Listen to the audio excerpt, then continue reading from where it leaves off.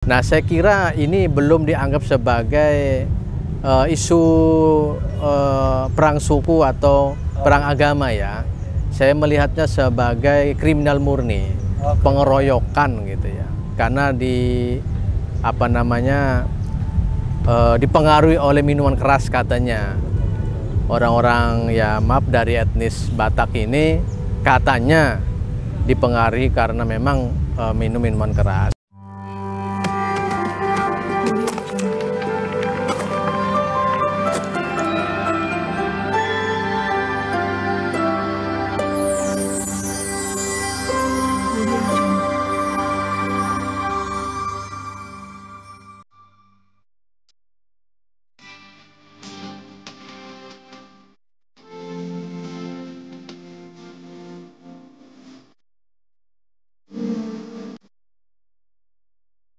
Ya, assalamualaikum warahmatullahi wabarakatuh.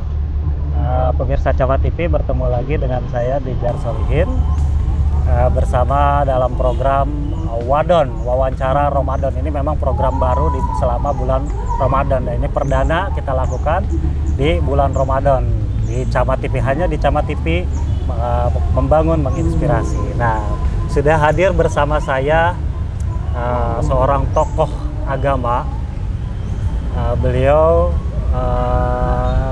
menjaga kerukunan nih antar umat beragama selaku ketua FKUB Kabupaten Serang. Iya. Kita sapa saja beliau, Bapak Ketua FKUB Kabupaten Serang, Bapak Kiai Hamdan Suhaimi. Ya. Pak Kiai, apa kabar? Sehat Pak Kiai? Baik, alhamdulillah sehat. Gimana Pak Kiai?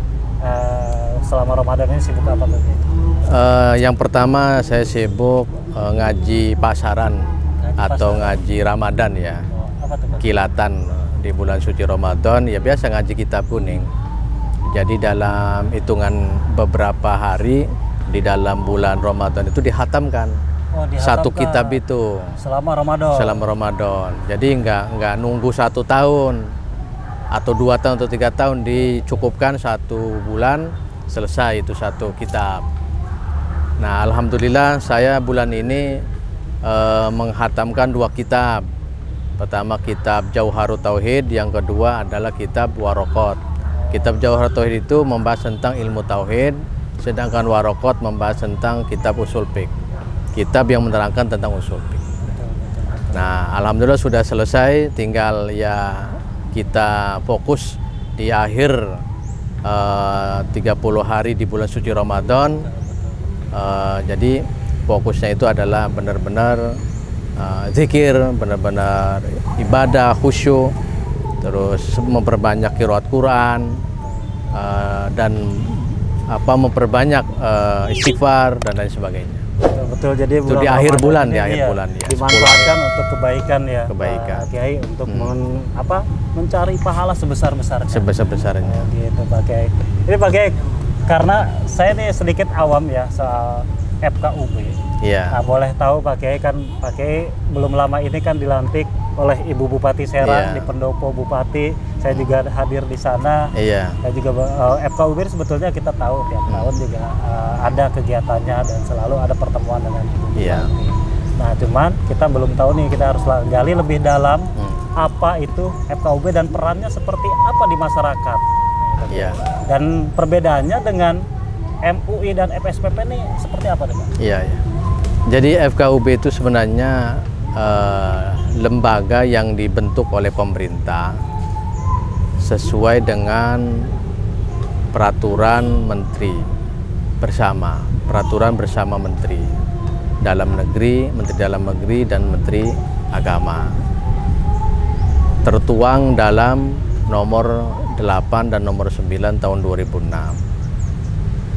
Ini dilatar belakangi oleh peristiwa masa silam terkait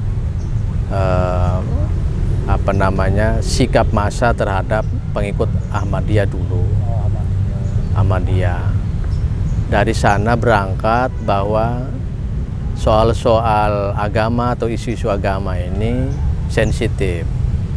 Oleh karena itu pemerintah berupaya untuk bagaimana menjaga kerukunan antar umat beragama ini apakah umat seagama, apakah umat antar agama.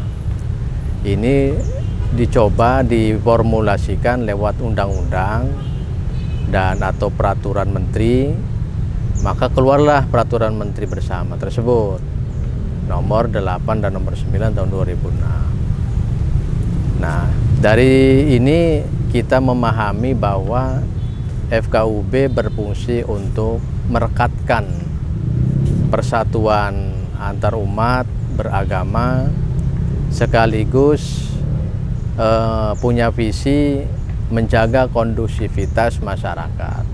Khusus kalau FKUB Kabupaten Serang, berarti tugas utamanya adalah menjaga kondusivitas masyarakat Kabupaten Serang, terlepas dari apa agamanya. Jadi kita bicaranya umum. Yang kita lihat itu adalah masyarakatnya. Jadi tidak melihat apa agamanya, apa etnisnya, apa sukunya. Di mana mereka domisili di Kabupaten Serang, mereka adalah warga kita. Tidak boleh ada diskriminasi atas etnis tertentu, tidak boleh ada diskriminasi atas umat agama tertentu. Jadi semua dilindungi oleh Undang-Undang Dasar 45, dilindungi oleh Pancasila. Karena negara ini adalah negara bangsa, negara nasional. Jadi dengan dasar itulah kita sebagai warga negara harus punya sikap sesuai dengan konstitusi negara ini. Menjaga semua umat, menjaga semua etnis, menjaga semua ras. Mereka terlindungi oleh sebuah negara bernama Negara Kesatuan Republik Indonesia. Ini yang menjadi dasar utama kita punya sikap. Gitu. Memang beragam ya di Kabupaten Serang juga agamanya, Bang.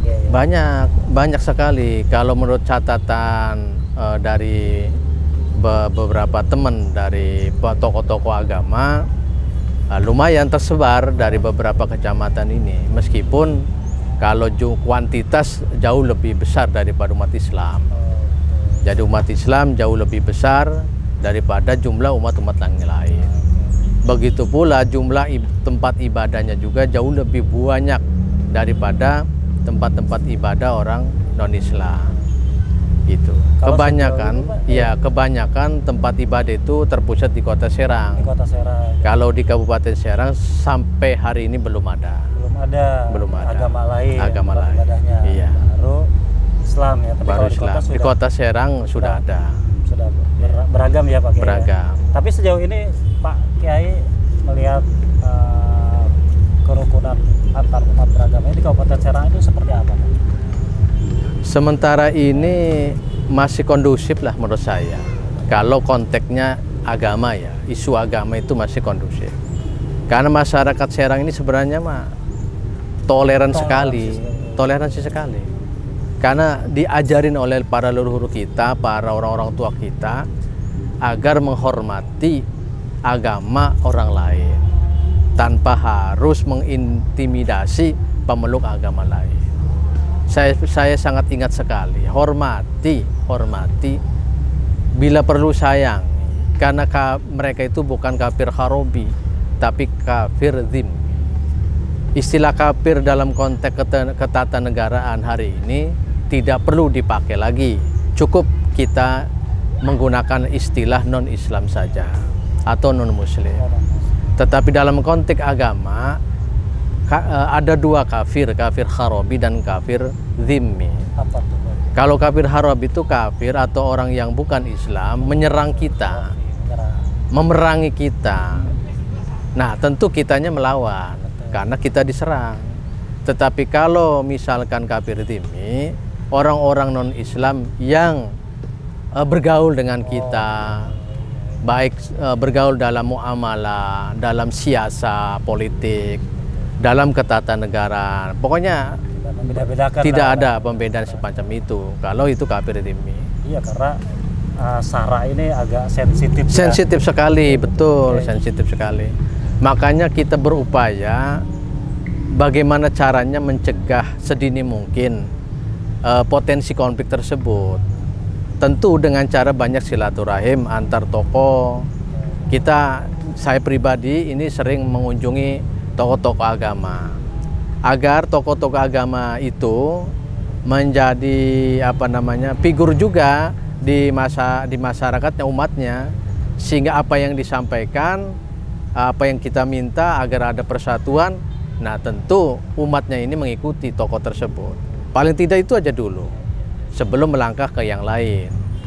Itu. Nah, ini sudah saya lakukan. Oh, sudah ya. Ya kan pastinya dari FKUB, apalagi Bapak selaku ketua kemarin mendapat amanah terpilih, belum lama ini pasti kan sudah menyusun program Pak untuk menjaga kerukunan. Ini programnya boleh disampaikan Pak apa? Ya, yang paling utama adalah sosialisasi PMB. Sosialisasi, gimana Pak di lapangan? Jadi sosialisasi PMB itu bahwa ini penting loh, aturan, undang-undang, terus bahwa kerukunan umat beragama itu betul-betul dilindungi oleh negara. Artinya negara melindungi semua agama. Nah, ini perlu disosialisasikan kepada masyarakat agar masyarakat tidak main hakim sendiri atau mengambil posisi main hakim sendiri dalam konteks perbedaan di tengah masyarakat. Nah, kasus belakangan ini pengeroyokan atas Ustadz viral tuh Pak. Ya, di Palima atau di Baros sampai Pandeglang. Nah, saya kira ini belum dianggap sebagai isu perang suku atau perang agama ya. Saya melihatnya sebagai kriminal murni, pengeroyokan gitu ya. Karena dipengaruhi oleh minuman keras katanya. Orang-orang dari etnis Batak ini katanya dipengaruhi karena memang minum minuman keras, sehingga kontrol atas sikapnya ini tidak ada atau lost control karena memang dalam kondisi mabuk. Nah, ini satu versi seperti itu. Iya, kan dalam beberapa hari ini kan Pak banyak persepsi nih tentang kejadian yang kemarin viral nih. Nah, sebetulnya yang Bapak dengar, yang dapat informasinya seperti apa sih Pak? Iya, ada dua versi ya, informasi nih. Ada dua informasi. Satu, bahwa sang Ustadz ini baru pulang dari Serang, itu dicegat ya. Di Palima, alasannya ngelihat perkumpulan orang-orang mabuk yang kebetulan etnisnya Batak, mencegah, merelai, mengelaksoni dengan mobil katanya itu, sehingga naik pitam lah, tidak terima karena keganggu. Padahal Ustadz ini betul-betul pengen lewat karena kehalang oleh anak-anak mabuk ini, gitu, orang-orang mabuk ini. Nah, itu satu versi. Sehingga karena ketidaksukaan kepada yang pakai mobil ngelaksonin ini, tersulut emosi. Nah, itu saya pikir kejahatan murni lah gitu. Karena dipengaruhi minuman keras. Yang kedua versinya adalah bahwa sang Ustadz ini punya angsuran mobil yang belum di-store, sehingga etnis Batak yang kebetulan jadi debt collector menghadang Ustadz ini karena memang menagih kemungkinannya. Nah, terjadilah baku hantam di daerah Baros. Ini terlepas apapun itu kan tidak boleh main hakim sendiri. Tidak boleh main hakim sendiri. Kemungkinan merebut dari mobil itu sehingga Ustadz ini menjaga haknya kan gitu tuh. Nah, dua versi. Iya, ini kan memicu reaksi massa yang lain nih Pak. Iya. Pertama ya yang mungkin pro ke Pak Ustadz nih. Iya. Gitu. Akhirnya melakukan sweeping tuh kalau saya tahu sampai ke Pandeglang. Iya. Ini gimana kalau dari FKUB ini menyikapinya seperti apa Pak? Ya, kita tetap ngontrol, kita tetap koordinasi dengan Forkopimda dan juga pemerintah kecamatan dan juga Polsek harus tetap menjaga daripada potensi rusuh, potensi konflik yang melebar gitu. Jadi saya meminta dan saya menghimbau kepada semua pihak agar menenangkan suasana ini, menyatukan lagi, mempersatukan lagi, dan alhamdulillah sudah disikapi oleh orang tua kita, Abuya Muhtadi sudah langsung bergerak dan mendamaikan kedua belah pihak. Dan alhamdulillah dari komunitas Bataknya sendiri sudah meminta maaf dan sekaligus menghimbau agar segera diusut secara hukum, karena ini bagian daripada kriminal. Nah, saya kira langkah yang paling konkret itu adalah yuk mari sadar bahwa kita ini adalah bangsa yang multikultural, multi etnis dan multi agama. Perbedaan itu pasti terjadi, karena itu takdir Tuhan, tidak bisa kita tolak. Jadi dari perbedaan itu mari kita satukan dalam ritme sebagai bangsa, sebagai warga bangsa Indonesia. Nah, dari sini sebenarnya menjadi titik penyatu, titik persatuan. Apa itu? Sadar akan diri kita sebagai anak bangsa yang ada berkedudukan di sebuah negara bangsa, namanya Negara Kesatuan Republik Indonesia.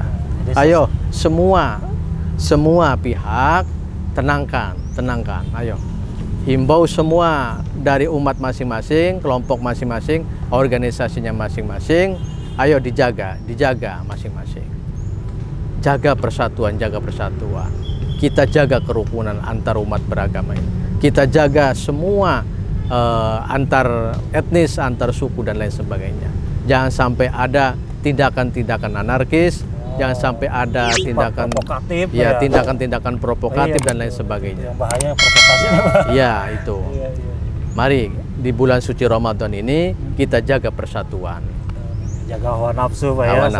Ini memang di balik kejadian semuanya pasti ada hikmahnya ya, Pak Kiai. Termasuk ini yang memang sempat viral, tapi ternyata alhamdulillah bisa diselesaikan dengan damai. Bulan Ramadan ini memang banyak hikmahnya. Pak Kiai, ngomong-ngomong tadi kita bicara panjang lebar, tapi kan pemirsa Camat TV ini belum tahu sosok Pak Kiai ini. Maksudnya Pak Kiai ini latar belakangnya dari mana, kemudian pendidikannya, kemudian seperti apa di Kabupaten Serang tadi. Apakah sekarang posisinya Pak Kiai hanya di pondok pesantren saja, apa ada usaha atau seperti apa di keluarga, seperti apa, Pak? Ya, saya kebetulan mengasuh pondok pesantren Ashabul Maimanah Sampang. Di mana, Pak, itu, Pak? Pondok Ashabul Maimanah Sampang itu ya di Tirta Esa, Kecamatan Kabupaten Serang. Kemudian aktivitas saya di PW GP Ansor. Sekaligus juga aktif di MUI Provinsi Banten. Provinsi ya, ya. Terus saya juga aktif di FKUB Provinsi Banten. Jadi sebelum menjadi ketua FKUB Kabupaten Serang, saya aktif di FKUB Provinsi Banten. Ya, bahkan saya menjadi penasehat di Dewan Pimpinan Daerah Granat. Granat itu gerakan anti narkotika Provinsi Banten yang diketuai oleh Pak Budi. Dan juga saya termasuk anggota dari Dewan Pakar ICMI Provinsi Banten. Ya, tetapi yang lebih dominan kegiatan itu adalah di Ansor. Jadi setiap ada kegiatan PKD di Kelasar saya mengisinya. Hampir setiap seminggu sekali.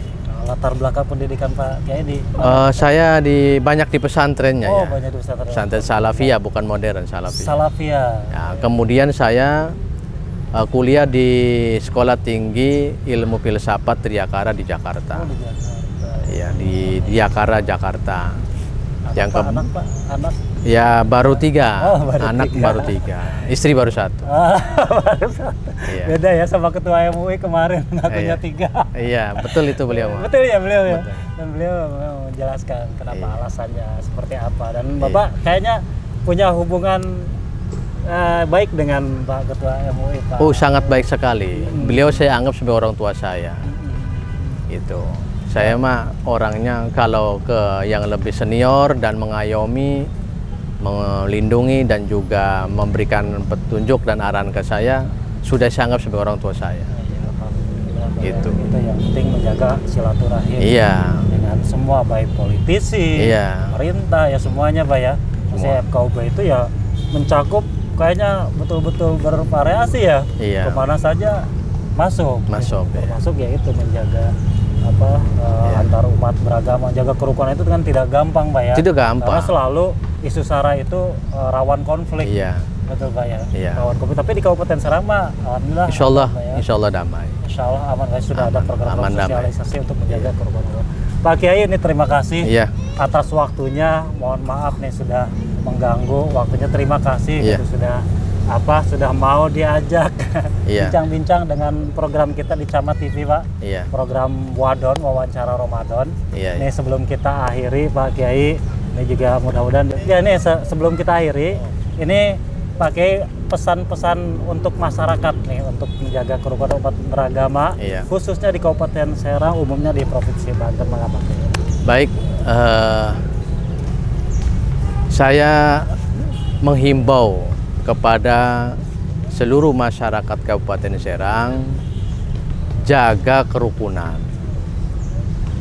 jaga keamanan, jaga persatuan, jaga kesatuan.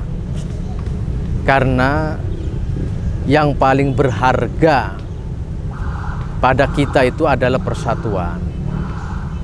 Tidak ada kekuatan apapun, tidak ada kekuatan dari manapun yang bisa menghancurkan persatuan. Oleh karena itu, dalam rangka proses pembangunan Kabupaten Serang menuju Kabupaten Serang yang gemilang, menuju puncak kejayaannya dan keemasannya, kita sebagai warga Kabupaten Serang, umumnya warga Provinsi Banten, agar tetap menjaga kondusivitas, menjaga persatuan, menjaga kesatuan. Yang paling utama, menjaga kerukunan antar umat beragama. Oke pemirsa, itu pesan-pesan dari Pak Kiai ya, menjaga kerukunan umat beragama, jaga kondisivitas, terutama di saat bulan Ramadan ini kan kita juga harus menjaga hawa nafsu selain lapar dan haus. Dan ini terima kasih Pak Kiai menyempatkan hadir di saat banyak kegiatan dan kita dengan spontanitas di alam terbuka nih Pak. Alhamdulillah, tapi beliau sudah berkesempatan bisa berbincang-bincang dalam dalam programnya Camat TV Pak. Iya. Program wawancara Ramadan yang memang ini yang perdana kita lakukan. Oke Pak Kiai, terima kasih atas waktunya. Mohon maaf, mudah-mudahan saya disehatkan keluarga Pak Kiai ya semuanya, termasuk para santri yang ada di Pondok Pesantren. Terima kasih pemirsa Camat TV. Kita ketemu lagi dalam program wawancara Ramadan Wadon dalam episode berikutnya. Saya undur diri, Nijar Solihin bersama Pak Kiai. Assalamualaikum warahmatullahi wabarakatuh. Waalaikumsalam.